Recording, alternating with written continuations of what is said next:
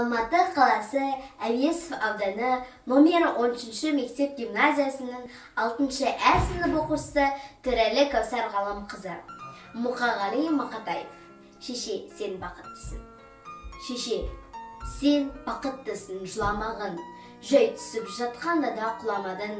Тәңірінен мен едім ғой сұрағанын. Сондықтан жыламағын. Бармын ғой, тірмін ғой, қасындамын. Өлмеймін, мен өзіндей асылданмын. Таусылып өз-өзіңнен шашылмағын. Байырға берекенді қашырмағын. Мен сенің қанықпын ғой көз жасына. Өзім кепіл тұтпасып тозбасыма.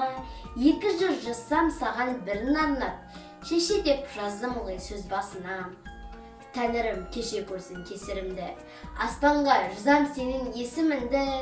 Шеше, сен бақыттысың. Тербет-тербет құбат алда иілген бесігіңді.